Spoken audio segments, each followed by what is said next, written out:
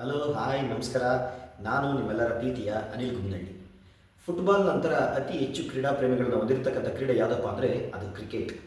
ಇಡೀ ವಿಶ್ವಕ್ಕೆ ಕ್ರಿಕೆಟನ್ನು ಪರಿಚಯಿಸಿದವರು ಆಂಗ್ಲರು, ಆದರೆ ಅಲ್ಲಿ ಪ್ರಭುತ್ವವನ್ನು ಸಾಧಿಸಿದವರು ವೆಸ್ಟ್ ಇಂಡಿಯನ್.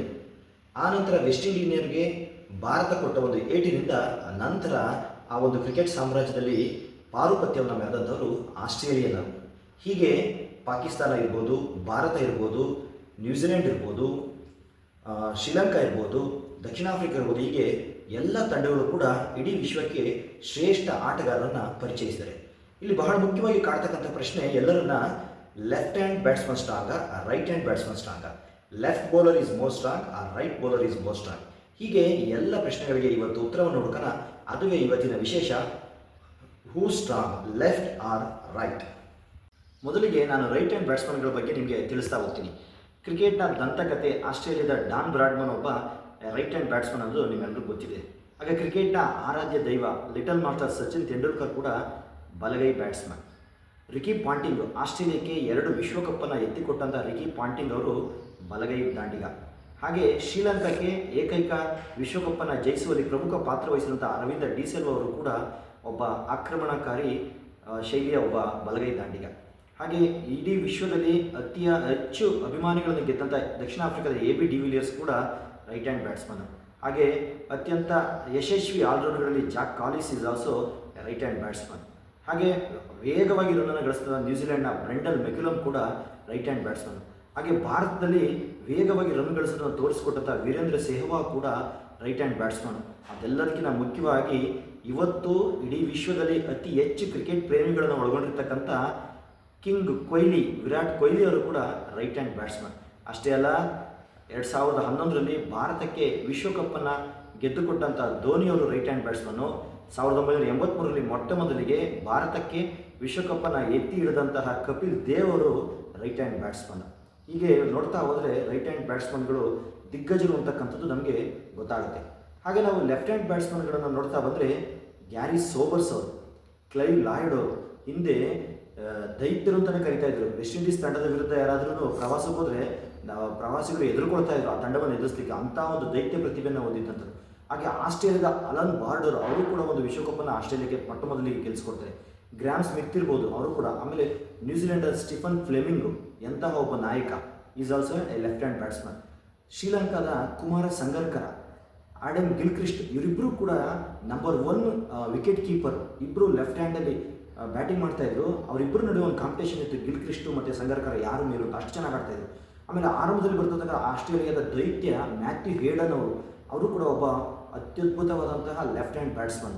ಹಾಗೆ ಇಡೀ ವಿಶ್ವಕ್ಕೆ ಸಿಕ್ಸರ್ಗಳ ಸುರಿಮಳೆಯನ್ನು ಪರಿಚಯಿಸಿದಂಥ ಕ್ರಿಸ್ ಗೇಲ್ ಅವರು ಯಶಸ್ವಿ ಲೆಫ್ಟ್ ಹ್ಯಾಂಡ್ ದಾಂಡಿಗ. ಟೆಸ್ಟ್ನಲ್ಲಿ ಮೊಟ್ಟ ಮೊದಲಿಗೆ 400 ರನ್ನ ಗಳಿಸಿದಂತಹ ಒಬ್ಬ ಎಡಗೈ ಆಟಗಾರ ಯಾರು ನಿಮಗೆಲ್ಲರೂ ಗೊತ್ತಿದಲ್ವಾ, ಅದೇ ವೆಸ್ಟ್ ಇಂಡೀಸ್ನ ಮತ್ತೊಬ್ಬ ದೈತ್ಯ ಬ್ರಿಯನ್ ಲಾರಾ. ಸಿಕ್ಸರ್ಗಳ ಸುರಿಮಳೆಯನ್ನು ಗಳಿಸಿದಂಥ ಶ್ರೀಲಂಕಾದ ಸನತ್ ಜಯಸೂರ್ಯನ ಯಾರಾದರೂ ಮರೆಯೋಕ್ಕೆ ಸಾಧ್ಯನಾ? ಬ್ರಾಡ್ ಅವರಿಗೆ 6 ಬಾಲ್ಗೆ 6 ಸಿಕ್ಸರನ್ನು ಗಳಿಸಿದಂತಹ ನಮ್ಮ ಭಾರತದ ಯುವರಾಜ್ ಸಿಂಗ್ ಅವ್ರನ್ನ ಯಾರಾದರೂ ಮರೆಯೋಕ್ಕೆ ಸಾಧ್ಯನಾ?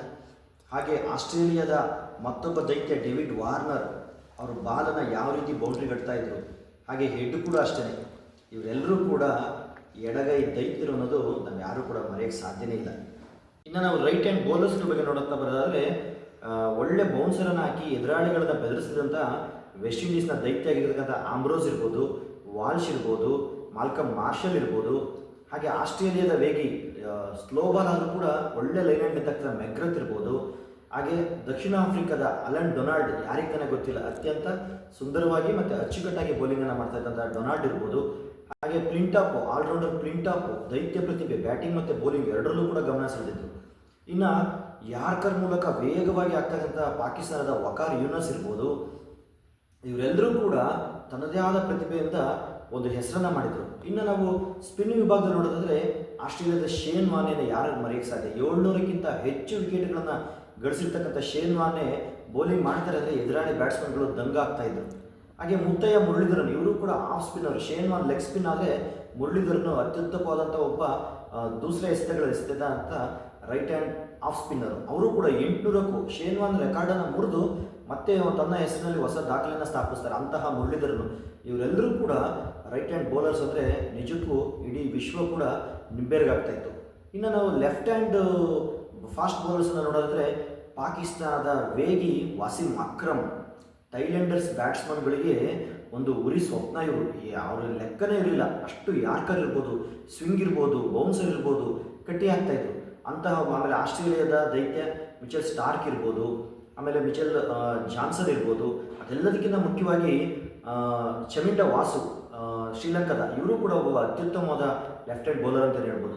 ನಾವು ಲೆಫ್ಟ್ ಹ್ಯಾಂಡ್ ಸ್ಪಿನ್ ವಿಭಾಗವನ್ನು ನೋಡಿದ್ರೆ ಸ್ಯಾಂಟ್ನರ್ ಇರ್ಬೋದು, ಹಾಗೆ ಡೇನಿಯಲ್ ವೆಟೋರಿ ಇರ್ಬೋದು. ಹೀಗೆ ರೈಟು ಮತ್ತು ಲೆಫ್ಟ್ ಈ ಬ್ಯಾಟಲ್ ಕೂಡ ಅವತ್ತಿಂದಲ್ಲ ಇವತ್ತಿನೂ ಕೂಡ ನಾನ್ ಮೇಲೋ ತಾನ್ ಮೇಲೋ ಅಂತಕ್ಕಂಥ ಪ್ರತಿಸ್ಪರ್ಧಿ ಎದುರಾಡಿ ಒಂದು ಆಟವನ್ನು ಆಡ್ಕೊಂಡ್ಬಂದಿರೋದು ನಾವು ಕ್ರಿಕೆಟ್ ಲೋಕದಲ್ಲಿ ಕಾಣ್ಬೋದು. ಕ್ರಿಕೆಟ್ ಹಿಸ್ಟ್ರಿಯನ್ನು ನೋಡೋದಾದರೆ ಲೆಫ್ಟ್ ಟು ರೈಟ್ ಕಾಂಬಿನೇಷನ್ ಅವರೇಜೇ ಚೆನ್ನಾಗಿದೆ, 36%. ಇನ್ನು ಲೆಫ್ಟ್ ಟು ಲೆಫ್ಟು 35% ಇದೆ. ಇನ್ನು ರೈಟ್ ಟು ರೈಟು 34% ಇದೆ. ಅಂದರೆ ನಾವು ಈ ಡೆಬೇಟಲ್ಲಿ ಲೆಫ್ಟ್ ಮೇಲೆ ರೈಟ್ ಮೇಲೆ ಅಂದರೆ ಈ ರೈಟ್ ಟು ಲೆಫ್ಟ್ ಕಾಂಬಿನೇಷನ್ 36% ಇರೋದ್ರಿಂದ ಇಬ್ಬರು ಬ್ಯಾಟ್ಸ್ಮನ್ಗಳು ಒಂದು ತಂಡಕ್ಕೆ ಅನಿವಾರ್ಯ ಆಗ್ತಾರೆ. ಇನ್ನು ನಾವು ಇತ್ತೀಚಿನ ಒಂದು ಈ ಬ್ಯಾಟರ್ಸ್ನ ಬರೋದ್ರೆ ಲೆಫ್ಟ್ ಬ್ಯಾಟ್ಸ್ಮನ್ ಸ್ಟ್ರಾಂಗ, ರೈಟ್ ಬ್ಯಾಟ್ಸ್ಮನ್ ಸ್ಟ್ರಾಂಗ, ಲೆಫ್ಟ್ ಬೌಲರ್ ಸ್ಟ್ರಾಂಗ, ರೈಟ್ ಬೌಲರ್ ಸ್ಟ್ರಾಂಗ್ ಅಂತ ನೋಡೋದ್ರೆ ಈಗಾಗಲೇ IPLನಲ್ಲಿ ಲೆಫ್ಟ್ ಬ್ಯಾಟ್ಸ್ಮನ್ಗಳು 5 ಶತಕವನ್ನು ದಾಟಿಸಿದ್ದಾರೆ.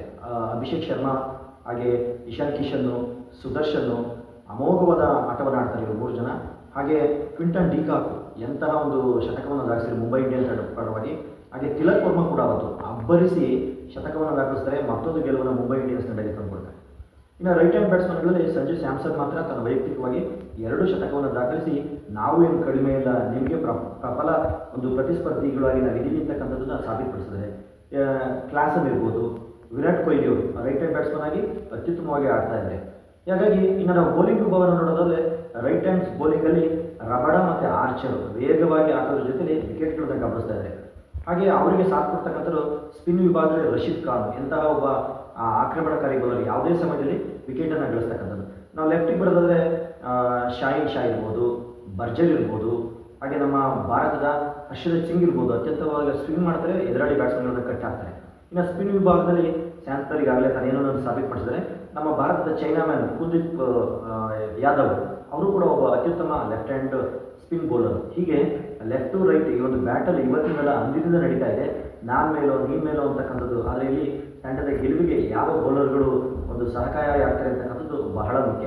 ಹಾಗಾಗಿ ಇವತ್ತಿನ ಡಿಬೇಟ್ನಲ್ಲಿ ನಾವು ಹೇಳೋದಾದರೆ, ನಾವು ಇಂದಿನ ಇತಿಹಾಸವನ್ನು ನೋಡ್ತಾ ಬರೋದಾದರೆ ಇವತ್ತು ಕೂಡ ಅಷ್ಟೇ ಲೆಫ್ಟ್ ಹ್ಯಾಂಡ್ ಬ್ಯಾಟ್ಸ್ಮನ್ಗಳು ಸ್ವಲ್ಪ ಏನಿವತ್ತು ದೈತ್ಯ ಪ್ರತಿಭೆಗಳು ರೈಟ್ ಹ್ಯಾಂಡಲ್ಲಿ ಇದ್ದರೂ ಕೂಡ ಆಕ್ರಮಣಕಾರಿ ಮನೋಭಾವದಲ್ಲಿ ಅಗ್ರೆಸಿವ್ ಮೈಂಡ್ ಅಂತಾರೆ.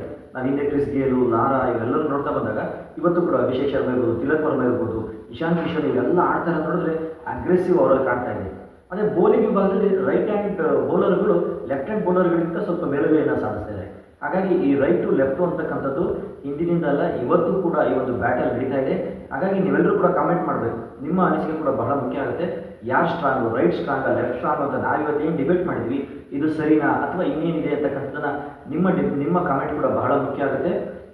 ಈ ವಿಚಾರವನ್ನು ನೀವೆಲ್ಲರೂ ಕೂಡ ಇವತ್ತು ನಮ್ಮ ಯೂಟ್ಯೂಬ್ ನಿಮಗೆ ಇಷ್ಟ ಆಗಿದೆ ಲೈಕ್ ಮಾಡಿ, ಶೇರ್ ಮಾಡಿ, ಸಬ್ಸ್ಕ್ರೈಬ್ ಮಾಡೋದನ್ನು ಮರಿಬೇಡಿ. ನಿಮ್ಮೆಲ್ಲರೂ ಕೂಡ ನಮಸ್ಕಾರ.